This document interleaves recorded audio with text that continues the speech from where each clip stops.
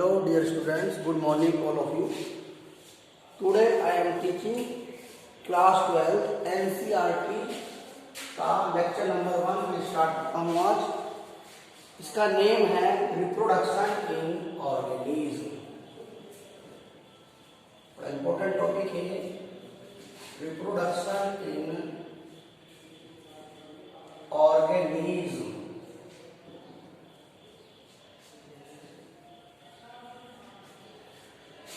देखिए बच्चों, reproduction in organism पढ़ने के लिए हमें 3 बातों की जानकारी होना बहुत जरूरी है। इसमें सबसे पहले मैं बताता हूँ लाइफ स्पान, इसको हम जीवन अवधि बोलते हैं। सेकंड होता है एसेक्सुअल रिप्रोडक्शन,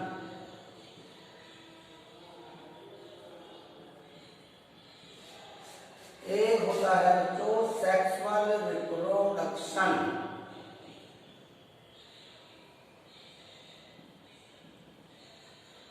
अब हम 1 बाय 1 करते हैं, इसको एक्सप्लेन करते हैं। तो सबसे पहले मैं बताता हूं लाइफ स्पान। लाइफ स्पान क्या है? देखिए, बर्थ टू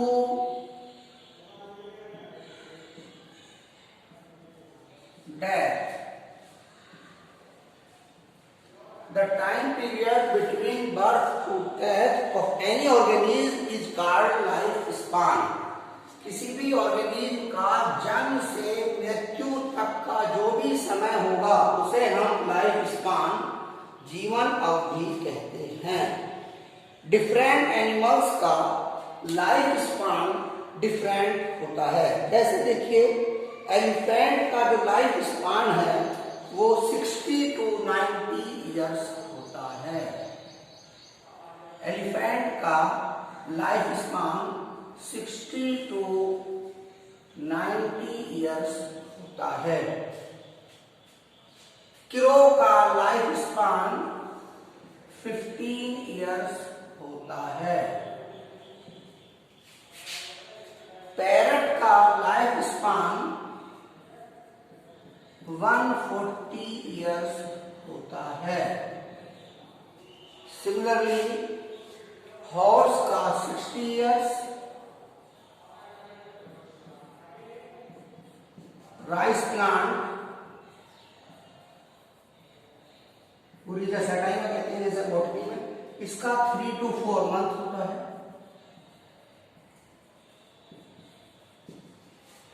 इसके साथ बटरफ्लाई का 1 to 2 वीक होता है। बटरफ्लाई 1 से 2 वीक। और एक एनिमल बड़ा काफी लॉन्ग एज का होता है, टॉर्टॉइस। इसका होता है 100 to 150 ईयर्स। तो ये डिफरेंट ऑर्गेनिज्म के लाइफ स्पान है जो मैंने यहाँ पर नोट कर दिए हैं, और बाकी आप एनसीईआरटी की बुक से नोट कर लेना। इसके बाद अब हम बात करते हैं जो डेथ की। डेथ क्या है? Death is necessary for each living organism. ये माना जाता है कि जो भी ऑर्गेनिज्म इस पृथ्वी पर आए हैं सभी की मृत्यु होनी आवश्यक है। It is necessary, it is necessary of each living organism. ये मानते हैं कि सभी ऑर्गेनिज्म की जो डेथ है वो निश्चित है। बट यहां पर कुछ एक्सेप्शन भी हैं। बड़ी इंटरेस्टिंग बात है कि कुछ ऐसे ऑर्गेनिज्म हैं जिनकी डेथ नहीं होती, जिन्हें हम सिंगल सेल्ड ऑर्गेनिज्म कहते हैं। जिन्हें हम सिंगल सेल्ड ऑर्गेनिज्म कहते हैं। ये इस तरह के ऑर्गेनिज्म हैं, दे नेवर डाई, इनकी कभी भी मृत्यु सिंगल सेल ऑर्गेनिज्म, जैसे मैं एग्जाम्पल बताता हूं। एग्जाम्पल है, देखिए ऐसा होता है, कोई ऑर्गेनिज्म है, इसका जेनेटिक मटेरियल अपनी डॉटर सेल में एज सच ट्रांसफर हो जाता है। तो इस तरह के जो ऑर्गेनिज्म है उनकी डेथ नहीं होती, ये जो जेनेटिक मटेरियल है वो एज सच डॉटर सेल में चला जाता है। तब ऐसे ऑर्गेनिज्म को हम मानते हैं कि इनकी डेथ नहीं होती। इसका एक्सेप्शन है ये सिंगल सेल्ड ऑर्गेनिज्म। अब इसके बाद हमारा नंबर आता है एसेक्सुअल रिप्रोडक्शन।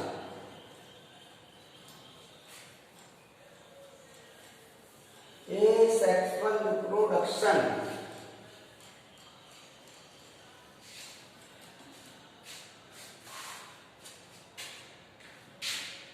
इसको हिंदी में हम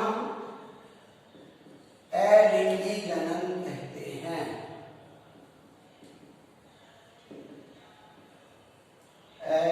अलिंगी जनन, मैं पहले इसी को डिस्कस करता हूं। देखिए स्टूडेंट्स, ये सेक्सुअल रिप्रोडक्शन ये माना जाता है कि एक तो इसमें गैमेट का फ्यूजन नहीं होता,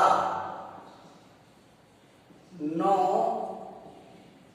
गैमेट फ्यूजन अकर, इसमें युग्मक का फ्यूजन नहीं होता।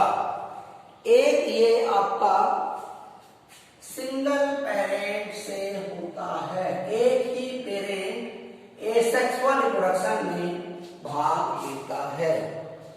समटाइम ये देखा गया है कि इसमें गैमेट बन जाते हैं,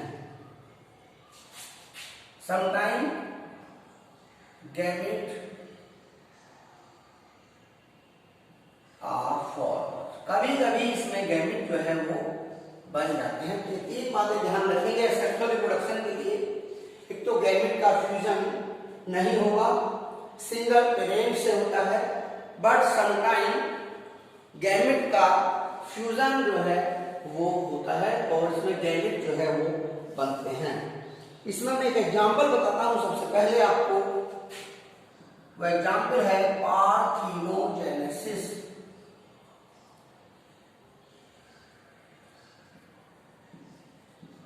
पार्थिनोजेनेसिस, इसमें हनी बी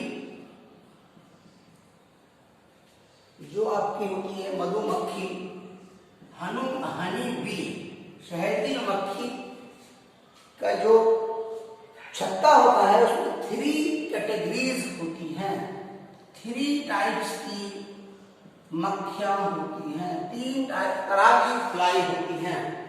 इनमें से एक तो क्यून मक्खी कहलाती है, रानी मक्खी, ये फीमेल फर्टाइल होती है।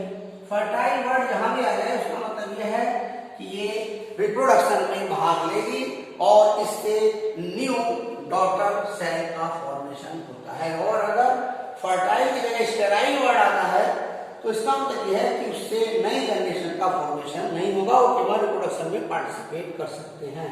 क्यून हो गई, सेकंड होगी वर्कर्स। वर्कर्स में क्या होता है, ये फीमेल स्टेराइल होती है। वही बात मैं भी बता रहा था, इनसे जो है नेक्स्ट प्रोजेनी नहीं बनेगी, स्टेराइल होती है, रिप्रोडक्शन में भाग नहीं देती। थर्ड होती है ड्रॉन, ये मेल, और मेल भी आपकी ये होती है फर्टाइल। अब देखिए क्या होगा, हनी बी में 3 टाइप्स की कैटेगरीज होती है, क्वीन, फीमेल फर्टाइल, एक वर्कर्स और एक ड्रॉन। अब इसमें ये देखा गया है कि जब एसेक्सुअल रिप्रोडक्शन होता है तो समटाइम्स क्यून जो आपकी फ्लाई है इससे डायरेक्टली मेल या फीमेल का फॉर्मेशन हो जाता है। एक दूसरी तरह से इसमें क्या होता है, क्यून और ड्रॉन में queen fly plus drone gamete बनेगा, मतलब ये एक्स एक्स हो गया, ये भी एक्स, इन दोनों से 2x का फॉर्मेशन होता है और इससे मेल बनेगा या फिर क्यून बनेगी, मेल या फिर क्यून, या तो मेल बनता है या फिर कीन बनती है। तो ये तो था, मैंने आपको बताया इसके बारे में, एसेक्सुअल रिप्रोडक्शन के बारे में, कि ये सिंगल पेरेंट से होता है, समटाइम गैमेट भी बन जाते हैं और जनरली गैमेट का फ्यूजन नहीं होता। इसका मैंने एग्जाम्पल बताया पार्थिनोजेनेसिस, इसमें हनी बी को हम देखते हैं। 3 टाइप्स की कैटेगरीज होती हैं, एक क्वीन, फीमेल फर्टाइल, एक वर्कर्स, फीमेल स्टेराइल और एक ड्रोन। अब क्वीन और ड्रोन में फर्टिलाइजेशन से मेल या क्वीन का फॉर्मेशन होता है। इसके बाद अब हम आपको बताते हैं एसेक्सुअल जो रिप्रोडक्शन है ये कई तरह से होता है। इसके अलावा एसेक्सुअल रिप्रोडक्शन के कई मेथड्स हैं, वो बताता हूं। सबसे पहले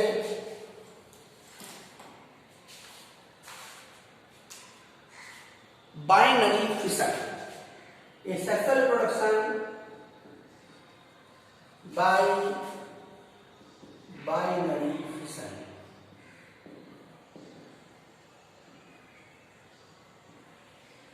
बाइनरी फिशन, देखो तो बाई मीन्स 2, इसमें होता क्या है कि एक ऑर्गेनिज्म 2 डॉटर सेल में डिवाइड हो जाता है। जैसे एग्जांपल इसका अमीबा है और एक बैक्टीरियल सेल, ये ऑर्गेनिज्म है कोई अमीबा, इससे बाइनरी फिशन होगा और 2 डॉटर सेल बनेगी, 2 डॉटर सेल। डॉटर सेल इसलिए कहते हैं क्योंकि फीमेल से बनती है और ये हो गया आपका पेरेंट सेल। बाइनरी फिशन का मतलब एक सेल 2 में डिवाइड हो जाती है। Example number 2। फिर बैक्टीरियल सेल लेता हूं,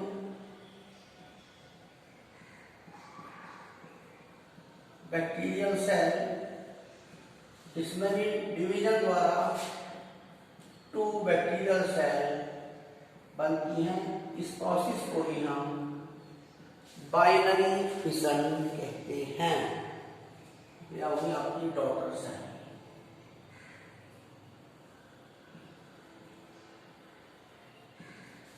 ये तो कहलाता है बच्चों बाइनरी फिशन।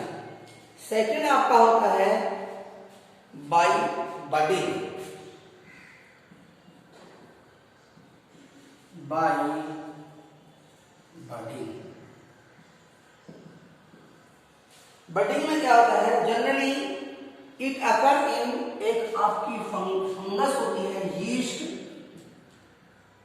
एंड हाइड्रा एक एनिमल है, इसके अंदर ये होता है। यीस्ट में बड लाइक स्ट्रक्चर का फॉर्मेशन होता है इस तरह से, और फिर इनसे न्यू ऑर्गेनिज्म का फॉर्मेशन होता है। तो ये बडिंग द्वारा एक यीस्ट में होता है और एक आपका हाइड्रा में होता है। इसके बाद नेक्स्ट पॉइंट, सी पॉइंट में बताता हूं आपको, बाई स्पोरुलेशन।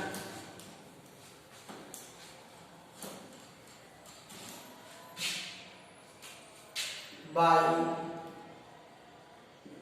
स्पोरुलेशन,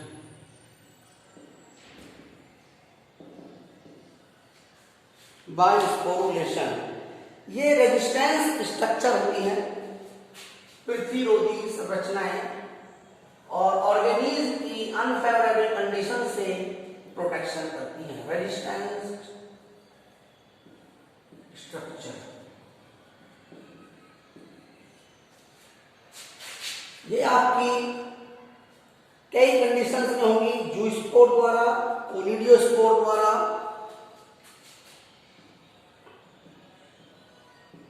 इसमें एक जूस्पोर, एक ओलिडियोस्पोर। जूस्पोर आपके एक एल्गा है, क्लेमाइडोमोनास,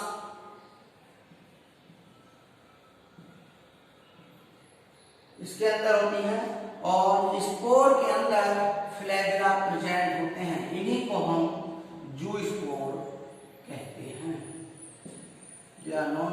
ओलियोस्पोर और ये बाद में फिर न्यू ऑर्गेनिज्म का फॉर्मेशन करते हैं। ओलियोस्पोर आपके जनरली एक पेनिसिलियम फंगस के अंदर देखने को मिलेंगी। Penicillium fungus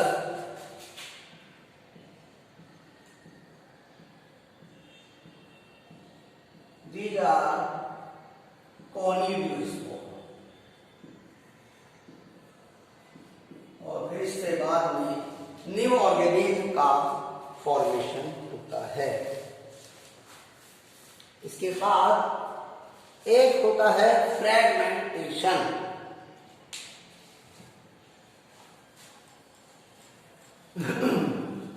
D point fragmentation.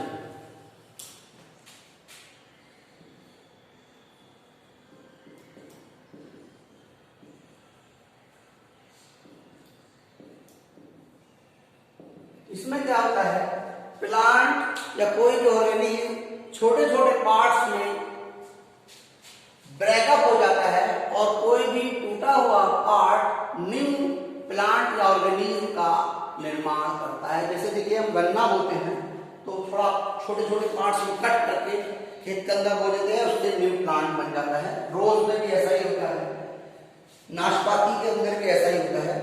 तो ऐसे बहुत सारे प्लांट हैं जिनमें फ्रेगमेंटेशन द्वारा रिप्रोडक्शन होता है। एक इसके बाद नंबर आता है वेजिटेटिव रिप्रोडक्शन। वेजिटेटिव प्रोपेगेशन भी बोल देते हैं, रिप्रोडक्शन भी बोल देते हैं। वेजिटेटिव प्रोपेगेशन ये कई मेथड द्वारा होता है। इसमें मैं पहले बताता हूं बाय अंडरग्राउंड स्टेम।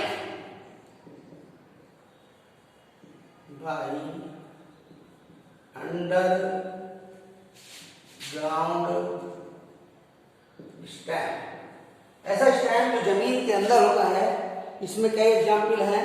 एक तो ट्यूबर द्वारा, बाय ट्यूबर। इसका एग्जाम्पल है बच्चों पोटैटो, आलू, सोलेनम ट्यूबेरोसम बोलते हैं इसको हम। एक बाय राइजोम,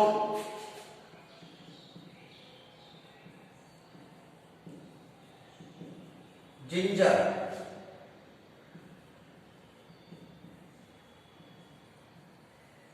अदरक। एक होता है आपका बल्ब, बाय बल्ब। इसका एग्जाम्पल है बच्चों प्याज, लहसुन, ऑनियन प्याज को कहते हैं, एंड गार्लिक लहसुन। ये बल्ब के एग्जाम्पल है। तो अंडरग्राउंड स्टेम बाय ट्यूबर द्वारा पोटैटो में होगा, राइजोम द्वारा जिंजर में होगा, ये आलू है, ये आपकी अदरक, ये प्याज, ये लहसुन। बल्ब द्वारा ऑनियन एंड गार्लिक। इसके बाद एक होता है sub aerial stem. Sub aerial stem. Sub aerial stem में आपकी कई कंडीशन है। एक तो होगा ऑफसेट,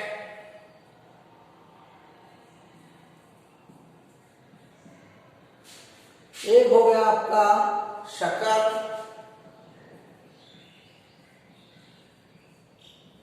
और एक हो गया रनर। ऑफसेट आपका एक्वेटिक प्लांट में होता है जो पौधे पानी के अंदर पाए जाते हैं, एक्वेटिक प्लांट। एग्जाम्पल इसका बच्चों है समुद्र शोक, आपने सुना होगा, आइकोर्निया। इसको हम वाटर हाइसेंस कहते हैं। इसके ऊपर क्वेश्चन भी आ जाता है कंपटीशन में, वाटर हाइसेंस।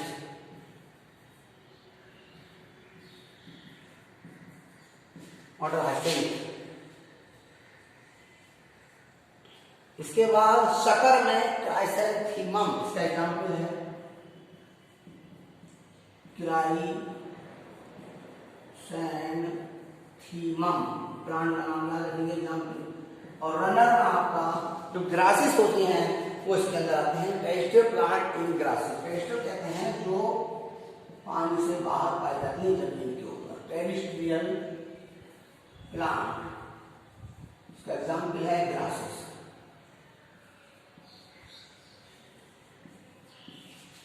तो इस तरह से आप ध्यान रखेंगे। ऑफसेट एक्वेटिक प्लांट, आइकोनिया, वाटर हाइसेंथ, और सेकंड हो गया आपका क्राइसैंथेमम और एक रनर।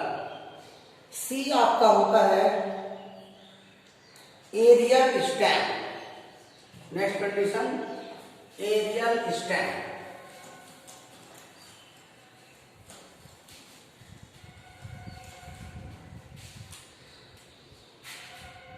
इसी का वेजिटेटिव प्रोपोगेशन का एरियल स्टेम। एरियल स्टेम में क्या है, शुगर केन के अंदर होगा। एग्जाम्पल शुगर केन, गन्ना, और बुलबिल, एग्जाम्पल एगेओ। के बाद एक होता है आपका बाई लीव्स। इसका एग्जाम्पल है ब्रायोफिल्लम। लीव्स होती है और लीव्स में जो है आपका स्ट्रक्चर बनती है जिनसे फिर न्यू प्लांट का फॉर्मेशन हो जाता है। This is called ब्रायोफिल्लम।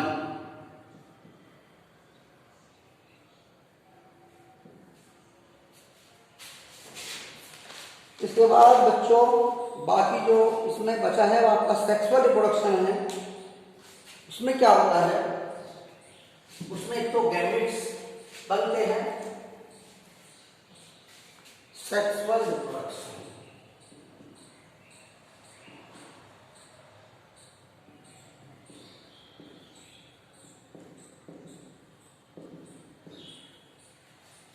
एक तो इसमें आपके गैमेट always fused।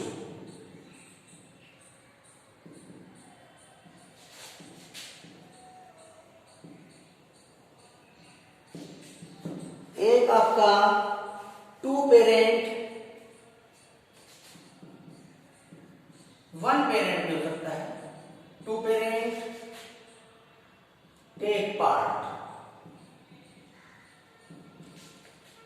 एग्जाम्पल इसका तो ह्यूमन है, मेल अलग होगा, फीमेल अलग। और वन पेरेंट हो सकता है। तो बाइसेक्सुअल एनिमल होते हैं, जैसे आपका टेप वॉल। इसका एग्जाम्पल है